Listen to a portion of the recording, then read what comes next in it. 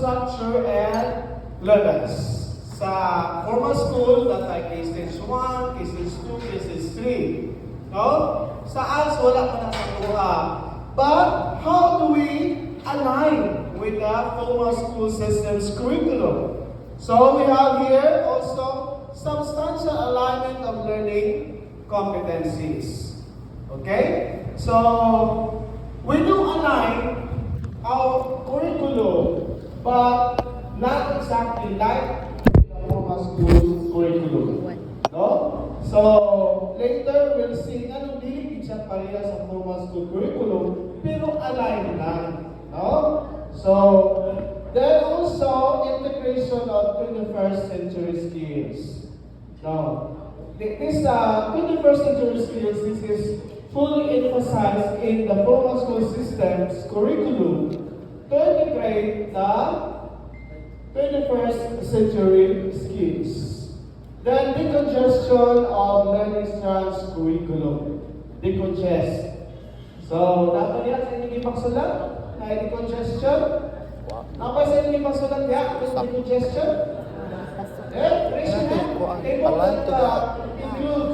that included in your expectation. Substantial learning competency. Sunod man yun. Okay, so for alignment and curriculum structure levels, so you have this. Okay, so this is an alignment for the curriculum. For scale up, in stage 1, sa una, that is from, in the formal school, that is from kindergarten to grade 3. No? Dayon, sa ato pa sa una, sa 2019 pang ALS curriculum, that is BLP at ENA lower elementary. No? So, sa una. Now, sa K-Stage 2, that is grades 4 to 6 in the formal school. So, that is equivalent also to our A&E elementary. So, that is K-Stage 2. K-Stage 2. And K-Stage 3, that is grades 7 to 10. That is A&E Junior High School. Okay? Of course, in the revise, mag-apon. O A&E Junior High School. Then K-Stage 4, that is grades 11 to 12 of the ALS Senior High School. So, which we piloted. Pinadataktuhin ng pilot sa Senior High School. 3 years, 4 years. Mga 4 years na, no? Pilot rin ang punta. No? O pag-iapunta yung guidelines sa lang atong Senior High School. No? So, these are the alignment with the structures. Kung yung tanawon, there is a K-Stage 1, sa atong revise, wala na kung saan lower elementary. BLP na dyan siya. No? So, wala na lower elementary. No? Oh. So, BLP ra. BLP na tanan. Sa K-Stage 2, wala na siya upper elementary. No? So, but what we have here is only A and A elementary. No? So, what is a revise? This is the junior high school is equivalent to K-Stage Wala pagkabalo siya masulat basta. which is the junior high school, A and A junior high school. Okay? So, ano pag yun? No? What are those aligned in the formal school? So, get to look at this here. For grades kindergarten to grade 3, that is BNP. Muna ito itong i-hospital nilina, no? Grades 4 to 6, that is A&E Elementary. And grades 7 to 10, that is A&E Junior High School. And K-6 4, that is ALS Senior High School. Okay? So, murag medyo na decongest. No? And also, another alignment here is the substantial alignment of the learning competencies. So what are these substantial alignment? So it is said here, following are the key features of the 2019 ALS Clinical Basic Education Curriculum. Substantially aligned with the competencies of the formal K-12 curriculum. Okay? But, listen here, not a mirror image of the formal school curriculum. Not a mirror image. But, what happened here? Because why is it not really siya mirror image? Kaya kung mirror image, wala pa rin sila. No? But what happened here? Why it is not a mirror image? Because of our nature of our program and our type of learners. Dahil nakita nga itong mga learners. No? Compare with the formal school system. Now, that's why mirror, really sa mirror image, pero align. No? That is align. That's why we have the E&E test. Elementary and secondary. No? Kaya kung pasal siya, that means nakuha ng iya ang expected na competencies, mastery the competencies that is aligned in the formal school. Okay? So that is what happened here. Dimana ya? Even though na i-align natin siya, pero not a mirror image of the formal school system. Okay? Align them. Okay?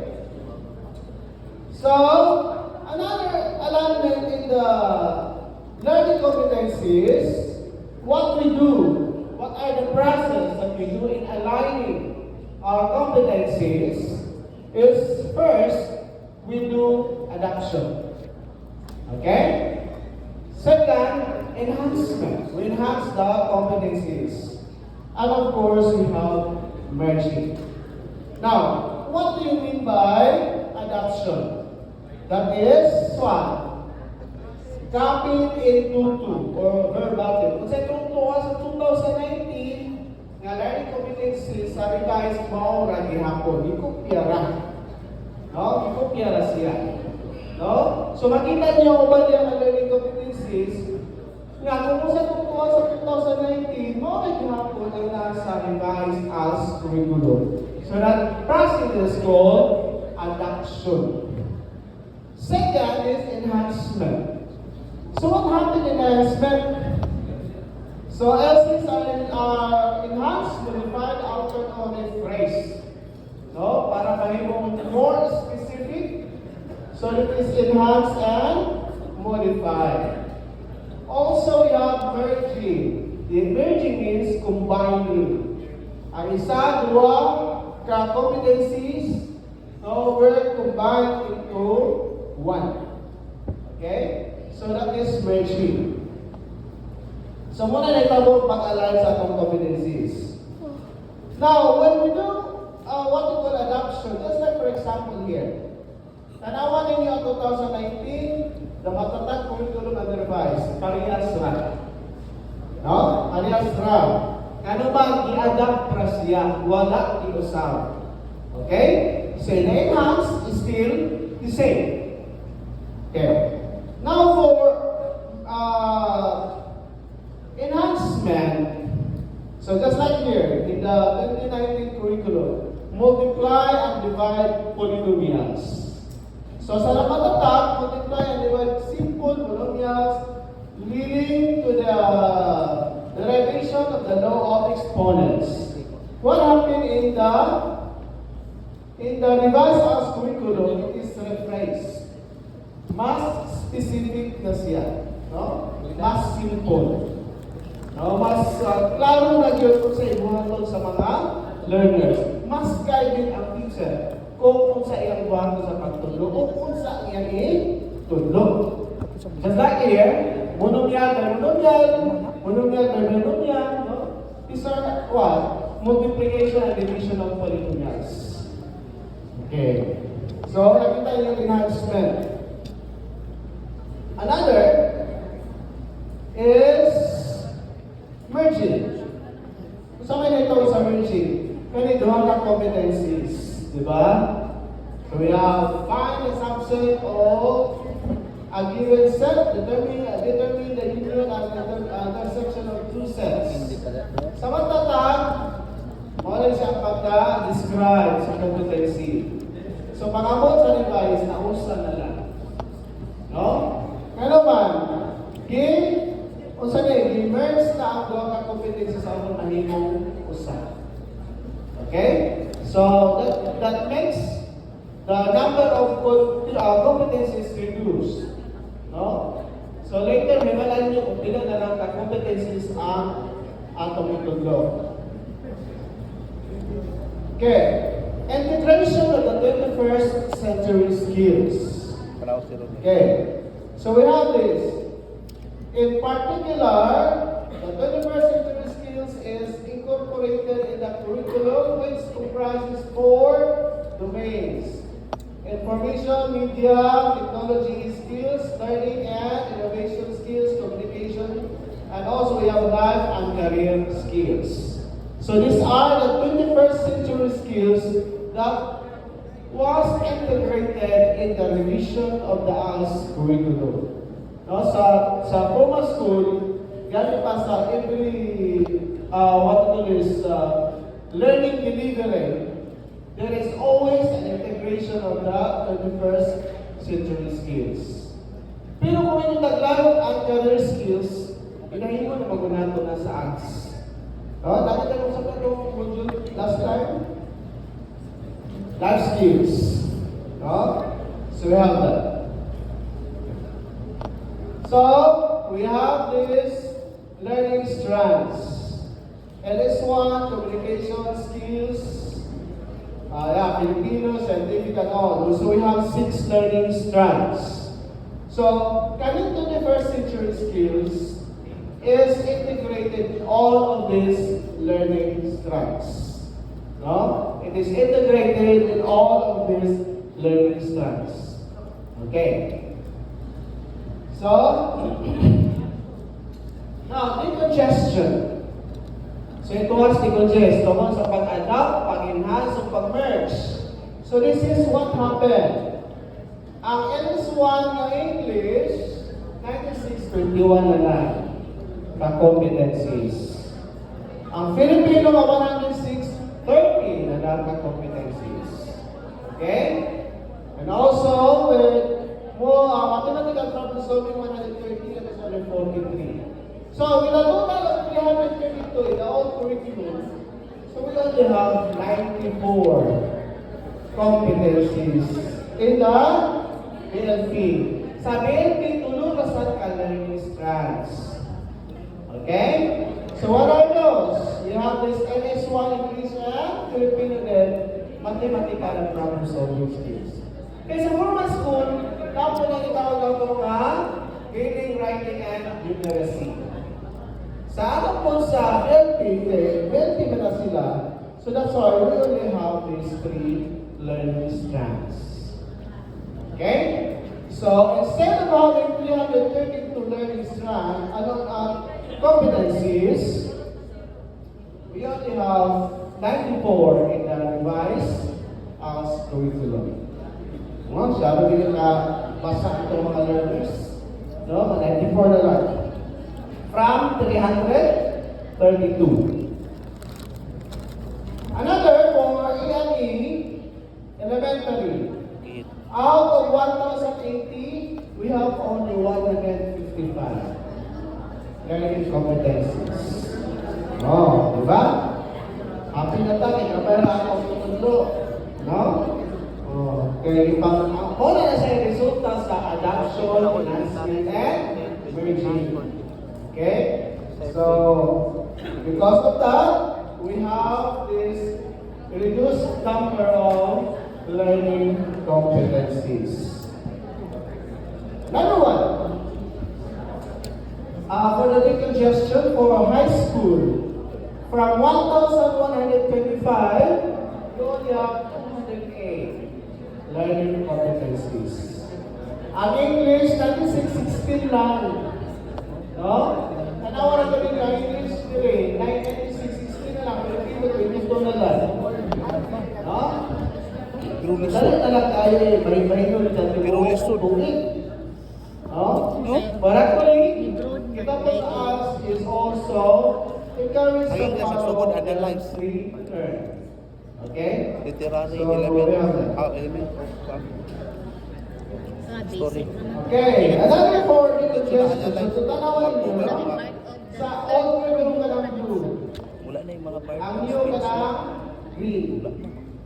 No? So, we reduced into 82%. Sa ato pa, from 100%, nakuhaan siya of 82% ka number of learning competencies. Okay? So, na-happy na ang tanan? Okay, gaman na lang atong mga LCs. No? Tapuol. Okay. Hindi. So, in the groups of learning competencies, we also have this. Okay? So we have here, for easier recognition of prior learning. Okay, what do you mean by this recognition of prior learning? For BLP, it is divided into two. We have beginning, which is kinder to grade 1, and developing is grades 2 and 3. Okay, sa ito pa, atong BLP na ito pa, beginning and developing. So kung beginning, katagay mo, di paging kabasa, di paging kasulat. That is equivalent na siya ito sa kinder to grade 1. Pero kung makasulat-sulat na, that is equivalent to grades 2 and 3. Makabalo na mo sulat sa ngalan. No? Usually, magpupun sa itong mga BLP, this is also our experience in Valencia City. Kaya mga BLP, kabalo na din sila mo sulat, hindi ka malunga. Kaya nga naman, ang importante makabasa sila makasulat kaya para makamutan. No? So, wala nga na. Okay, so what is this prior learning? Okay, for example, you have here, for BLP, no? Tulura ang learning styles for BLP. Now, for intermediate, so we have this. So what happened? Ang tulo na tugangan o pinaka po. 1, 2, 3. 5. No? So, we have LS2, 3, 4, and 6. Now, once integrated into the BLP learning competencies, pakabot sa DNA elementary. So, there was an integration, or there is an integration of LS2, LS4, LS5, and LS6. Okay? So, that is integrated kung mabot na sa elementary. Pero sa BLP pa, kana lang siya. Pag elementary na, kaning upat ka competent learning strands were integrated already. Okay. So, for prior learning, for example, in the formal school, we have grades, junior high school. No? So, the last level completed is grade 8. Grade 8 siya, niundang ang bata. O, atong learner. No, di naman na bata atong learner, no? No. So, for, from the formal school, iyan naman tama sa grade 8. So, what happened here? So, ang mahita mo tayo din sa us, ato i-recognize ang grade 7 as the prior learning. We recognize the grades 7 and 8 as the prior learning, which is equivalent to after intermediate. So, what will happen?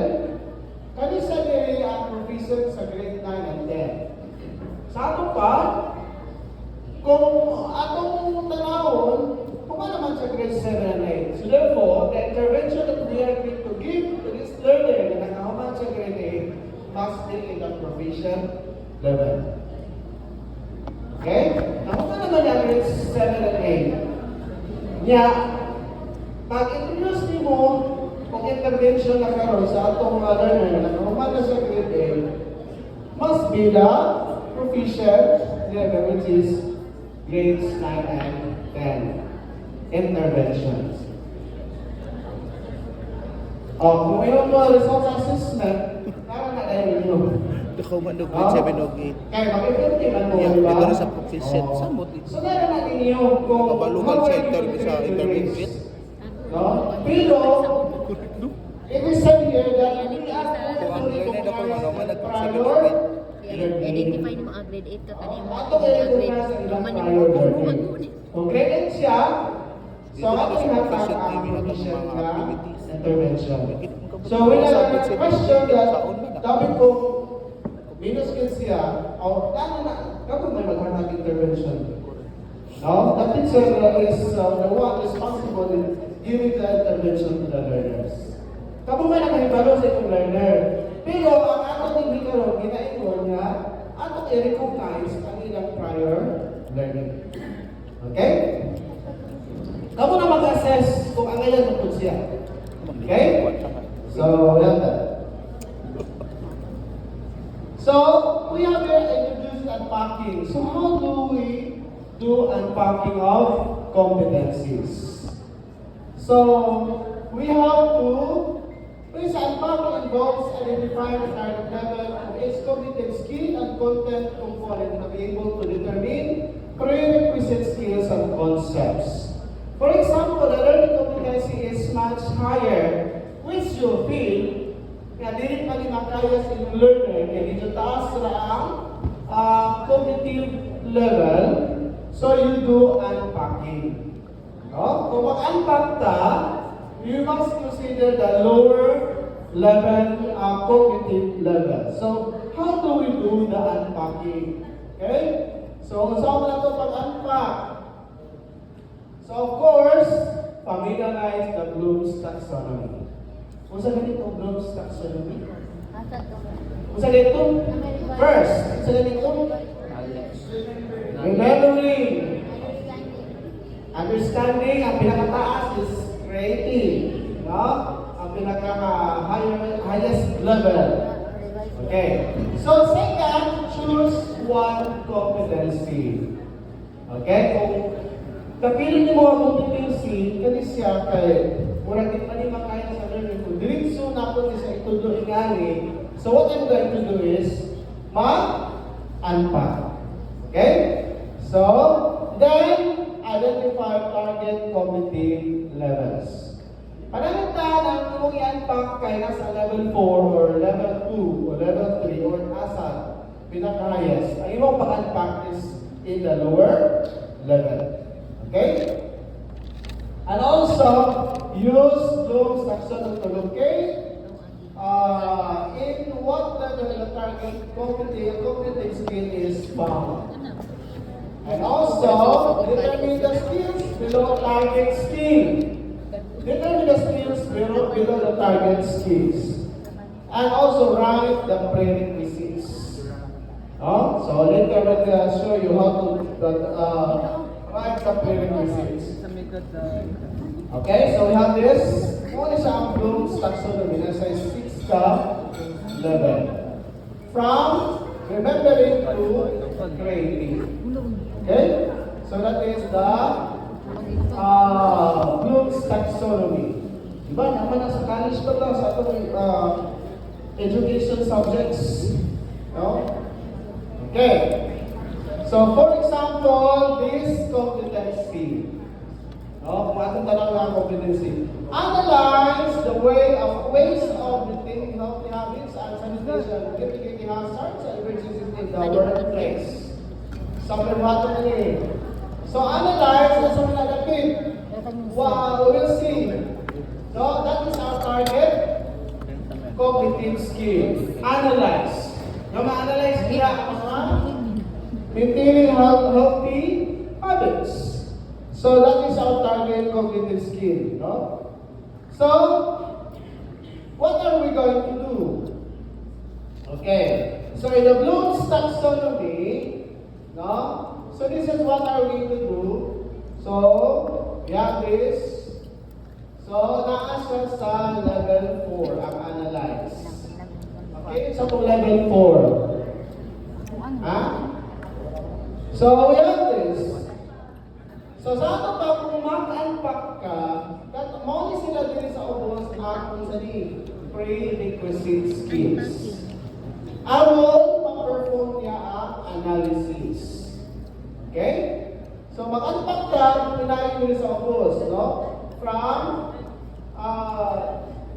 then what are the skills below? Level 3, level 2, level So, for example, analyze what are the skills below sa level 3, level 2, and level 1. Okay. For that one, these are the prerequisite skills. Recall. Okay, para nga maka-analyze sa the skills, muna ko sa ubos. Recall the basic facts and concepts. Second, what you call it is remembering. No? So, kung makarecall ka, of course, second level, you can explain. No? So, are those concepts related to workplace health, sanitation and safety? And number 3 is use. No? What are those use? So, therefore, ayos naman niya, kailangan naman yung mga prerequisite skills. So, we will be expecting na mahimo na niya ang analysis. Okay? So, ito pa, when you do unpacking, you have to consider those skills below the target cognitive skills. Kaya atong target cognitive skills, kaya analyze man, so what are those below? So many. Okay? That is the way how to do unpacking. Okay. Next is suggest contextualization. So, of course, the first is consider the learning competency, and then after that, unpack the learning competencies if possible. Kung pwede na, pwede mo nga, hindi na ka mag-unpack, kaya hindi mo na sa level yan. No? So, and then, when you say contextualization, that is, improves learner's motivation, learning, and persistence. So, marami din naman iba ko sa us ang contextualization. No? We always do contextualization in our teaching. No? So, saan din yung pag-contextualize? Well, just like for example, I remember that I observed one class, nasa akong pinaka-part lang limit siya motor. No, mag-ispisan even kabayo, kay makinig kayo siya. So, I observed one class. So, ang teacher nagtulog grade 3 sa Coral School 2. So, yung subject is mathematics. Doon na siya drawing, tulog ka apple, plus duha ka apple, pilang na ka apple. No? So, ipasanta lang din ako siya. Padayon siya tulog. So, after that, we pray the post-conference, the class observation. I said, Ma'am, kailan ka? Nag-apple mo. No? Namapos di man, IT man. No? Ang tinawag ka, ay sila o apple. Kailan mo ka-apple kay Tomason niya. Siguro kaya maganda yung mga bang awal ako, kay Kasunod. No? Kay Kasunod. No? Pero ang tinanay na lababo, nag-buklo ang dahan kayo sa YouTube. No? Dagan kayo sa YouTube na kayo lababo. No? So, I said, ano mo, sayuti mo gagawin kayo, mas nakakailangan sila sa sayuti. Now that is also one way of contextualizing. Even your examples, you do contextualization. Okay? Kanang sa illegal, may mo sa illegal katulog. So, kung mayroon kang false, kung sito sa ako, Maria Cristina false, dapat mo ba makakailangan ng Maria Cristina false? Pero sa illegal, kaya lang. So what we need to do, of course, because ako nag-ito. No? That is vocalization. That is also one way of doing contextualization. Okay. So, learning up here, analyze, competency na tuloy. These are the unpack learning competencies. And we know contextualization mostly happen in your activities. Kaya contextualization, mostly nakikita dito sa inyong mga activities. No? So, nakita, mamunta na ka kung sa ilang sa Jollibee. Huwag guys, nakakita, kaway TV sila, kaway kurinti. No? So, just like that. So, that is contextualizing. So, we have this suggested contextualization is case study analysis, role-playing, no? And also workplace safety simulation. Kung work safety simulation, parang kita nila sa lugar sa bukid. no? Or dili sa syudad, ipa-work safety sa relation mo sa nagdaro. Oh? So, di na sila ka, bago na dati mga bata din sila, katong natin sila, kabalo magdaro. No? So, of course, tayo din ang workplace na rin. No? So, therefore, in doing contextualization, we have to consider in the context of our learners. Now, we have to consider the context of our learners. And yung nakakabalong sa na. No? So, we have this. But actually, if you are going to look at this, I revise as curriculum guide. Alam mo? No, actually, mas pindot tag ato ang curriculum guide sa formal school. Kaya naman, sa ato ang curriculum guide, dili na mo ni kung saan mag-unpack. Kailangan na ang mga unpack competencies. Dili na mo ni mag-contextualize, kailangan na ang suggested contextualization. Kamu na lang magpasibo-sibo kung sa mag-fit ang inyong learner sa suggested contextualization. Naana po suggested performance tasks. Okay? So, po na tanan diha. So, ang mga magkano sa picture, magtundo na siya. No? Magtundo na yun. So, muna, ingana mo, kaya mga kailangan atong division, pero kay mas pinalangga man mo, kay mas pinalindot ang inyong house curriculum. Okay? Kung tanawan na hindi na itong revised house curriculum, naalala ang tanan. You don't need to unpack, you don't need to... What I need to do is that, in the contextualization, ito ninyo. No, kung na yung pasibo. Kung yung example ito, bulkang ngayon, kita mo rin kung sa kabulkan, tas doon. They suggested. Or, yan pa nito kami na, kami musulpik doon. Musulpik doon. Kabulkan. Okay? As springboard. Okay. So, here it is. Of course, these are the key features of the revised curriculum that is aligned with the formal school system. Nakita na nato how it is aligned. No? So, group of the competencies. No? And then, recognition of prior learning. Then also, we have unpacking. So, and also you have the suggested contextualization. Okay. So, tapos na natin ang Station 3 sa ating biyaheng class. Punta naman tayo sa Station 2. Station 3 pa tayo. Dito naman tayo sa pagpapalalim. Okay. May ipapakita ko sa inyo, kumuha ng isang pirasong papel. Sige. Ako yung mga notes, notebooks. Pwede sa mga card, okay sa inyong notebook. No? Pwede sa inyong notebook. Ready na? Okay. Pag-testahan, 5 minutes lang eh. This is only 5 minutes. Okay. Although it is 10, pero 5 pa na. No? Sige, answerin nyo na that is matching time. Sige, answerin.